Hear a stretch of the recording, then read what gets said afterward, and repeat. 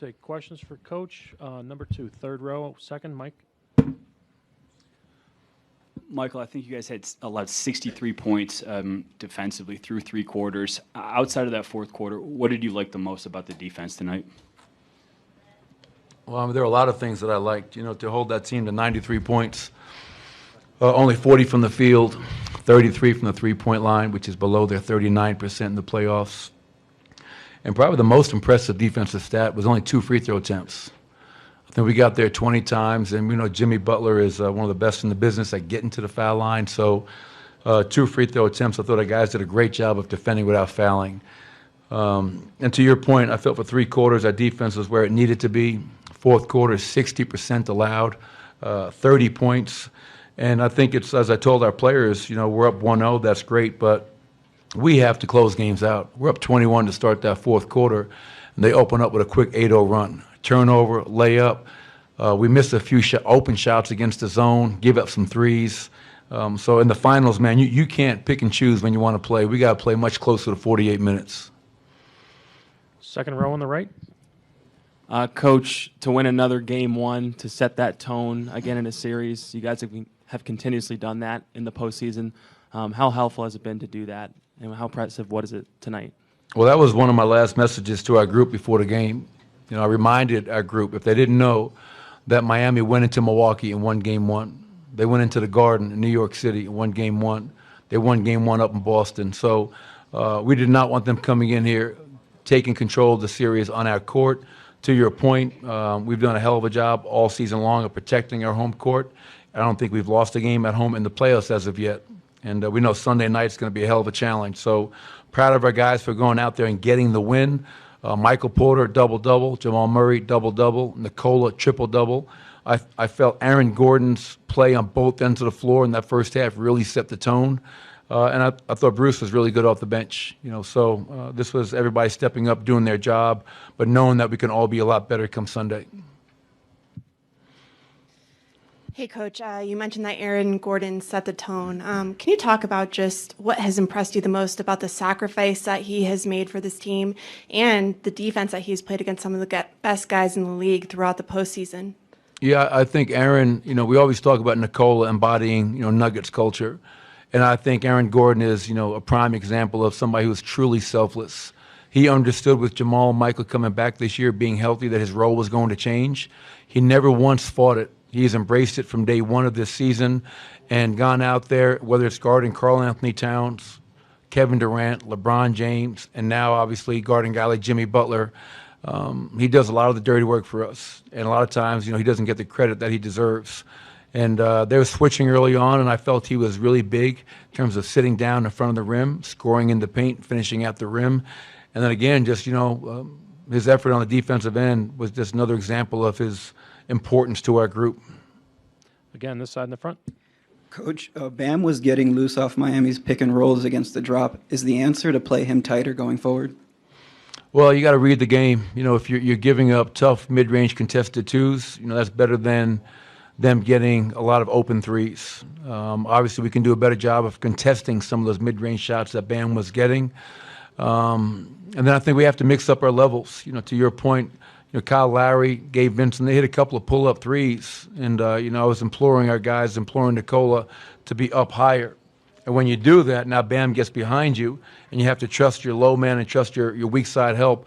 And in that fourth quarter, I felt once we were at the level, I thought we had some pretty good examples of helping on that role and disrupting their offense. On the right, Mark Spears. Mark Spears, ESPN's Landscape Coach. I don't know how much you worried about the potential rust, but with so much emphasis on Joker and Jamal, how much did Aaron's early scoring get past that potential rust and spark you guys in the beginning? Yeah, it was, as I said earlier, Mark, I felt Aaron really kind of set the tone on both ends of the floor for us. And he's done that all year long, whether it's in transition versus a cross match, sitting down, posting up a smaller guy, sealing him in the paint, going up strong. They switched a few of the pick and rolls early, sitting down, posting up, finding him, and then giving us a great defensive effort against, arguably, one of the best players in the NBA right now in Jimmy Butler. So, Aaron, like we're a team. and give Bam Adebayo credit. He did a really good job of making Nicola's catches hard. He fronted him a lot in that first quarter throughout the game. And so we need the other guys to step up. And if you're going to take away Nicola, then find a way to get somebody else open and let them get off. And Aaron obviously benefited from that and did a hell of a job. I really wasn't. And the reason I say that was because end of the regular season and before we played game one, round one against Minnesota, we had the same thing. We had like a week to get ready. And for much of that week, like this series, we didn't know who we were playing.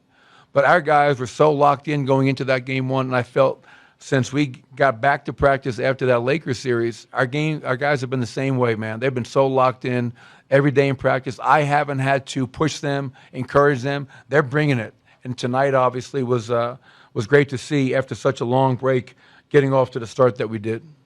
Third row in the aisle over here. Coach Dan Devine, Yahoo Sports. You mentioned the effort to take away Nicola early. You guys go up 17 at halftime. He's only taken 3 shots and was still able to control the game with his passing, closes it out, 8 points in the last 4 minutes. What does it show about the way Nicola can control the game just in a variety of different aspects? Well, I think that's the beauty of Nicola. I learned a long time ago the defense tells you what to do, and Nicola never forces it. And so if they're going to give him that kind of attention, he had 10 assists at halftime, I believe. Well, he's going to just pick you apart. And now it's up to the other guys to step in and make shots. And, I think it was the fourth quarter. We got into the bonus early. And so I was trying to post him up, get him the ball, try to screen Bam so he could catch the ball in a scoring area and then let Nicola do what he does. But to your point, Dan, I think that's Nicola never tries to impose his will or force things that aren't there. He's going to read the game. He's going to make the right play. And most importantly, he's going to make every one of his teammates better. On your right, Ramona. Hi. He ends up finishing as your leading scorer at the end of this. And do you think any of that even matters to him in terms of, Dan asked you took 3 shots. Does he need to score to get involved or to feel involved in the game? Or is it simply he'd almost prefer to have 10 assists at halftime? Yeah, one thing about Nicola is he takes great satisfaction in making plays for others. He really does. I think he takes more joy in that. I don't think he cares if he scored 27 points or not. He cares that we're up 1-0. And I think everybody in that locker room realizes that, yes, we need Nicola, but, Michael Porter's double-double, Jamal's double-double, Bruce's 10 and 5 off the bench. This is a team. And we have some really talented players, but we need everybody in that locker room to do their jobs to try to go and get game number 2 on Sunday night. Again, standing on the right.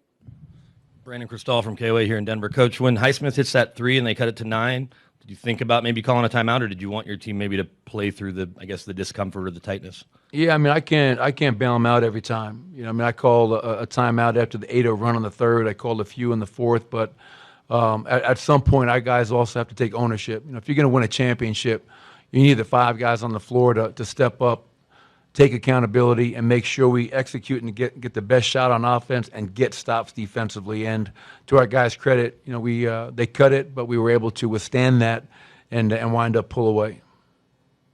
Left side over here in the aisle. Nick Kosmider with The Athletic.